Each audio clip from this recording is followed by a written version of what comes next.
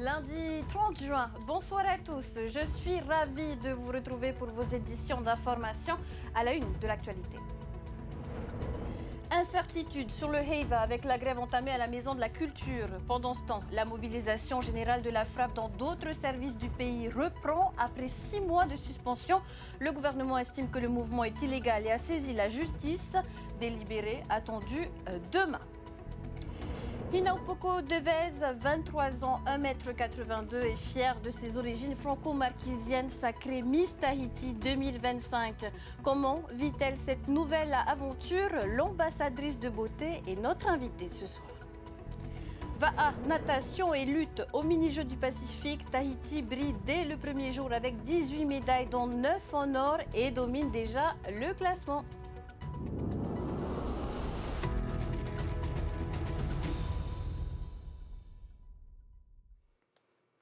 Le Heiva et Tahiti sera-t-il perturbé par la grève active à la Maison de la Culture?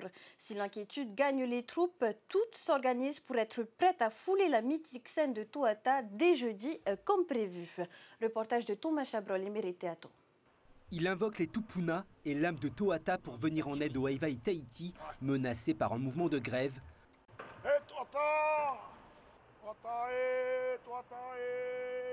Depuis 1992, Piero Faraire a manqué seulement 2 fois ce grand rendez-vous culturel. Une annulation du Heiva, c'est impensable pour le chef de troupe des Tamariki Rapa. Ils doivent se produire vendredi. Si jamais ce n'est pas effectué, ça sera une première fois dans l'histoire de Tahiti. Première fois dans l'histoire de Tahiti. J'ai toujours la chaise de poule chaque fois que j'entre ici, par là-bas ou par là-bas ou par là-bas. J'ai reçu quelque chose, une onde positive, et j'espère que cette onde positive va détruire l'onde négative pour que ce Heiva soit effectué cette année. Voilà. Que le Heiva démarre et que les projecteurs s'allument, le groupe Ai Tahiti y croit. La troupe doit danser dès jeudi. Une annulation coûterait cher à la troupe. Toute l'organisation pour finaliser les costumes est revue en urgence. C'est d'abord de réorganiser, on va dire, toute la fabrication des costumes, notamment le végétal, puisque là nous avons aussi la grève des pompiers qui impacte l'arrivée des fleurs. C'est de rassurer le groupe, c'est de se dire qu'on fait comme si on sera sur scène le jeudi 3 juillet. Un report de date aurait un impact sur toute l'organisation de la troupe et des familles. Le groupe accueille cette année des danseurs venus des États-Unis ou encore du Mexique. Amy enseigne le Hori Tahiti à Tijuana. Elle participe à son premier Heiva. Elle espère réaliser son rêve jeudi soir.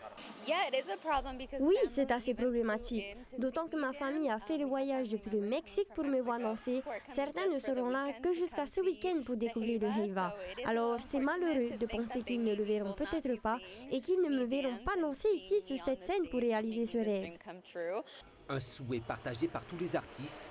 Dans cette salle, tous s'affairent aux derniers préparatifs, focalisés sur un objectif, danser jeudi à Toata, sans trop penser à ce qui pourrait se passer si le conflit perdure. Grève en cours à la Maison de la Culture, mais aussi dans d'autres services du pays, suspendue il y a 6 mois. Cette mobilisation générale reprend, mais sa légalité fait débat. Le pays a saisi le tribunal administratif pour trancher. On fait le point avec Nicolas Pérez et Sam Teinaouré. Faute d'accord, les agents de la Maison de la Culture de Papeete sont entrés en grève aujourd'hui à la première heure. Selon la frappe, la moitié des agents seraient sur le piquet de grève.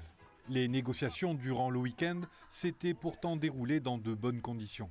La ministre qui avait mené les négociations était vraiment dans de bonnes dispositions. C'est ce qui nous a permis d'avoir des négociations apaisées, en toute intelligence. Et ça, c'est ce qu'on aurait souhaité faire également pour notre préavis de grève du 6 janvier. Au-delà de la Maison de la Culture, c'est une grève générale illimitée qui est lancée par la frappe. Avec une inconnue, le mouvement est-il légal ou non? Le gouvernement et les grévistes devraient être fixés dès demain lors de l'audience du référé déposé par le pays. Moi, personnellement, en tant que secrétaire général, je n'ai pas d'inquiétude particulière par rapport à cela. Nous continuons notre mouvement de grève et puis demain, nous serons au tribunal. Du côté de l'aéroport, suite au mouvement de grève des pompiers aéroportuaires, 43 îles sur les 48 recensées restent toujours inaccessibles depuis samedi. L'audience du référé est fixée à 10 h demain mardi et devrait permettre à chaque partie d'abattre ses cartes. Pas d'incertitude sur la tenue de cet événement. Mercredi, à la tombée de la nuit, la marche sur le feu marquera officiellement le début des festivités du Heiva. Orchestrée depuis 42 ans par le Tahoua Raymond Graff, la cérémonie du Umouti se prépare activement au Mahana Park. Laure Philibert et Herehao Teari qui ont fait un tour sur place. Regardez. Chaque année, le cérémonial est identique et soigneusement réalisé. 2 semaines avant le Tiurei, la famille Graff prépare le site qui accueille la marche sur le feu à l'entrée de Paea. 12 mètres cubes de roches volcaniques sont installés dans une fosse utilisée une fois par an. À cette occasion, des pierres qui seront consacrées ce soir avant d'allumer un feu sacré. La date est arrêtée depuis 1 an. Dans la braise, dans la fournaise qui est là, il y a 200 feuilles de niaou séchées.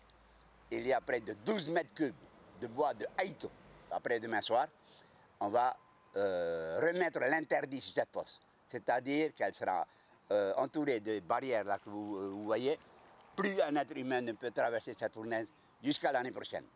À ce moment-là, on va le repurifier à nouveau et retirer tout ce qui est malsain, qui est négatif. C'est pour ça qu'on va le purifier cette nuit. Ça va nous donner 48 heures de bénédiction pour pouvoir véritablement faire les appels aux dieux nécessaires.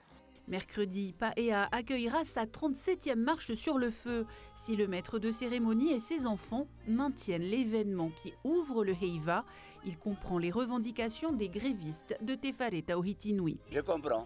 Effectivement, beaucoup de ces personnels sont en catégorie basse, on va dire. Et les moyens de subsistance aujourd'hui n'est pas la même. Leur revendication, je pense, est légitime. C'est sûr, je comprends parfaitement ces raisons. Il faut bien manger. Plusieurs centaines de spectateurs et participants sont attendus mercredi au Mahana Park. Les places sont encore en vente. Si vous souhaitez traverser la dalle de pierre volcanique, il est conseillé de venir à jeun. Enivrée de bonheur, elle l'était samedi soir après avoir reçu l'écharpe et la couronne de Miss Tahiti. 23 ans, 1,82 m et un métissage franco-marquisien qui rend sa beauté unique. Hina Opoko Devez est notre nouvelle ambassadrice de beauté. Comment a-t-elle vécu ce sacre et comment envisage-t-elle de vivre ces prochains mois? On voit cela directement avec elle en plateau. Hina Opoko, bonsoir. Bonsoir. Alors, avant de parler de l'avenir, retour sur l'aventure Miss Tahiti avant la consécration. Que retenir de ces instants partagés avec les 9 autres prétendantes? Écoutez, qu'est-ce que je peux dire? Que de l'amour, beaucoup de bienveillance, de l'amitié. Franchement, beaucoup d'amitié parce que à travers cette compétition, j'ai vraiment aujourd'hui lié un lien très fort avec toutes ces filles. Chacune avait sa beauté, chacune avait sa particularité. Et je trouve que cette année, on a proposé vraiment un très bon cru de la belle diversité qui est notre Polynésie. Une belle diversité représentée sur scène. Vous avez rayonné un peu plus que les autres. Selon vous, que doit incarner une Miss Tahiti aujourd'hui? Pour moi, une Miss Tahiti doit incarner du coup les valeurs de notre Fénois, donc l'humilité, la bienveillance. C'est vraiment le maître mot pour moi que je dirais en qualité pour une Miss Tahiti. Alors, il y a une question qui revient tous les ans, mais savoir parler le tahitien ou les dialectes polynésiens, quelle importance donner à ce critère? Quelle importance donner à ce critère? Je dirais que déjà c'est important. Moi-même, j'aspire vraiment à me rapprocher de plus en plus de ma langue, de mes langues, parce que du coup, mes langues sont le tahitien, le marquisien et le français. Donc aujourd'hui, je maîtrise très bien le français, mais j'aspire à vraiment apprendre et renouer avec mes langues maternelles. Il y a beaucoup d'ambassadrices de beauté qui ont commencé à prendre des cours après avoir été élues d'ailleurs. Ça va être votre cas également? J'espère, oui, franchement, oui. Alors, vous allez représenter le Fénois une année entière et vous l'avez déjà dit, il y a un message qui vous tient à cœur, celui de la santé mentale. C'était aussi une thématique importante pour Temanava Domingo, Miss Tahiti 2024, qu'on a d'ailleurs reçu mercredi dernier. Pourquoi ce sujet vous touche-t-il particulièrement? Alors, il me touche particulièrement parce que je l'ai vécu. J'ai vécu ce sujet de la santé mentale, je me suis questionnée dessus. J'ai étudié par la suite la psychologie pour comprendre qu'est-ce qu'est la santé mentale. Et aujourd'hui, j'aimerais tout simplement donner les outils à tout le monde pour pouvoir comprendre en fait ce qui se passe, qu'ils se comprennent eux-mêmes et tout simplement libérer la parole sur ce sujet-là. Et comment délier les langues? On sait que la santé mentale, dans les autres îles que Tahiti, ça reste encore un sujet tabou aujourd'hui, hein? Oui, après, dans notre éducation, on est très poussé à être fort, à pas montrer ses faiblesses. Moi, j'aimerais tout simplement montrer que tes faiblesses font tes forces et qu'il n'y a rien de mal justement à partager son parcours, montrer aux gens que voilà, tu n'es pas tout seul. Et j'espère que quelqu'un justement qui verra ce message que je porterai se sentira lui-même touché et se dira qu'il n'est pas tout seul. Sur les réseaux sociaux, vous partiez grande favorite, mais sur les réseaux sociaux, beaucoup évoquent aussi Thérèse Hekapua Moke, beauté marquisienne et du Miss Tahiti en 1993. Vous arrivez plus de 3 décennies après, porteuse de la même fierté culturelle, ça se sent à vos premières interviews. Vous sentez-vous comme l'héritière de cette histoire? Bien sûr, évidemment, je suis héritière de tout ce que... De toutes ces Miss, honnêtement, parce que je fais la suite et j'espère transmettre les mêmes valeurs qu'elle, donc que ce soit Hekapua. Hekapua Moke, c'est particulièrement parce qu'elle représente les origines marquisiennes. Et aujourd'hui, je suis fière de remettre les marquises à l'honneur. Et tous les autres archipels, également. Et tous les autres archipels, évidemment. Alors, dans quelques mois, justement, tous les archipels de Polynésie, vous les représenterez à Miss France. On ne connaît pas encore le programme, mais sur quoi espérez-vous vous démarquer au-delà du critère physique? Sur quoi j'espère me démarquer au-delà de mon critère physique, je pense ma personnalité. Je dirais ma personnalité, mon charisme, ma façon d'être, c'est-à-dire incarner pleinement notre bienveillance, notre empathie, notre façon d'être. Et montrer au-delà de cette beauté polynésienne, montrer nos valeurs et notre fierté d'être un peuple enraciné, mais en même temps qui s'ouvre au monde. Et vous êtes aussi vous-même issu d'un beau métissage franco-marquisien. Le fait d'avoir grandi et vécu dans l'Hexagone, est-ce que ça pourrait être un atout, selon vous, face au public métropolitain? Étant donné que je connais déjà justement le public métropolitain et je connais les deux contrastes, je pense que oui, je saurais... je suis déjà préparée, entre guillemets, à ce qui m'attend de l'autre côté. Hinaupoko, il nous reste quelques instants pour peut-être partager un message aux téléspectateurs qui doivent être nombreux à vous admirer ce soir sur TNTV. J'aimerais tout simplement, encore une fois, et je ne cesserai jamais de le faire, vous remercier. Vous remercier pour tous ces mots, pour tous ces encouragements, pour votre présence, pour les personnes aujourd'hui que je croise, pour les partages. Et j'espère tous vous rencontrer au fur et à mesure de cette année et au fur et à mesure de ma vie, de partager de belles choses avec vous et de tous vous rencontrer. Maurururoa, merci d'être avec moi. Merci d'avoir participé à cette élection et d'avoir été ma plus grande force. Ouais, nous, c'est TNTV, on continuera de suivre notre Miss Tahiti et on suivra cette année de règne avec attention. Merci encore, Hinaupoko Deves. Merci beaucoup. Eux ne rêvent pas de couronne, mais de médailles et ils sont bien partis pour en faire le plein. L'actualité de nos athlètes aux mini-jeux du Pacifique, c'est tout de suite dans notre page spéciale.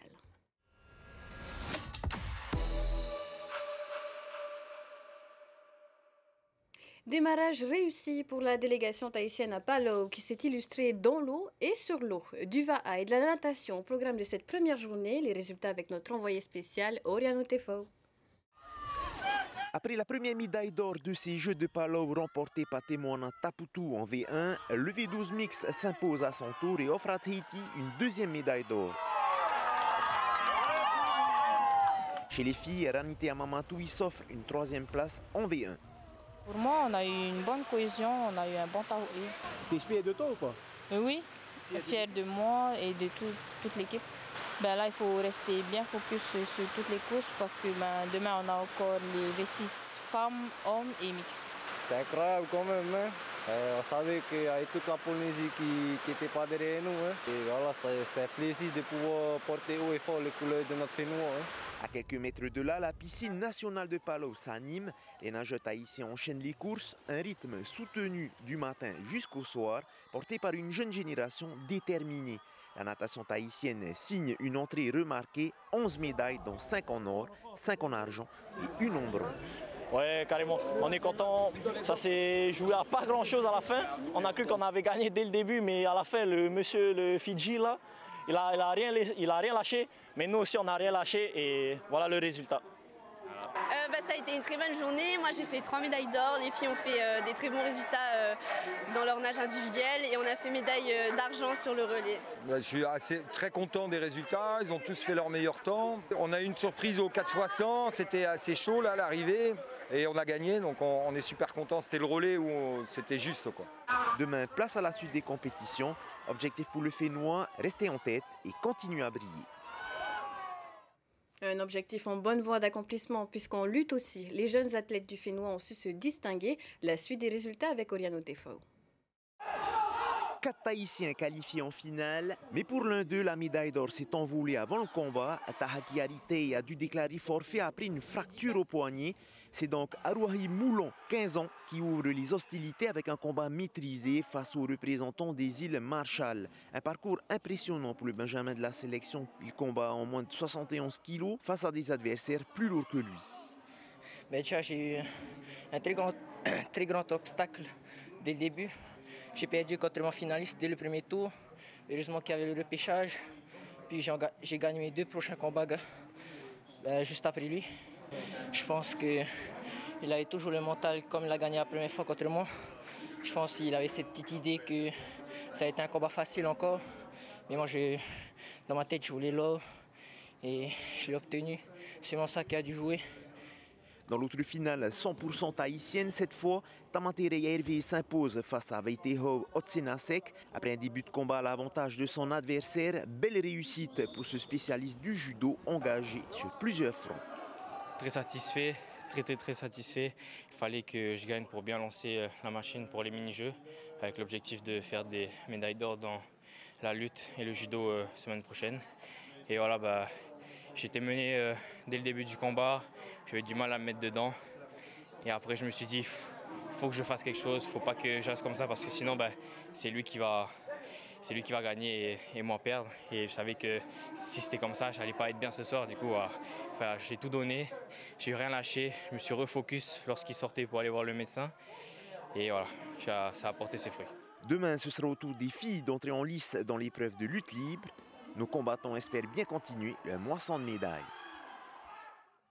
Et avant de se quitter, un coup d'œil sur le tableau des médailles au jour 1. La Polynésie française mène le classement avec un total de 18 médailles, dont 9 en or. Écart flagrant avec les îles Marshall et les Samoa qui ont 4 médailles au total, dont 3 en or. Voilà, juste après ce journal, de nouveaux épisodes de vos documentaires et magazines Tahiti Inc. et nos différences, puis 2 épisodes de la série Flashback et enfin un nouveau numéro d'enquête exclusive. Passez une agréable soirée sur TNTV. À demain. Retrouvez ce journal en replay sur notre site internet et notre application mobile TNTV.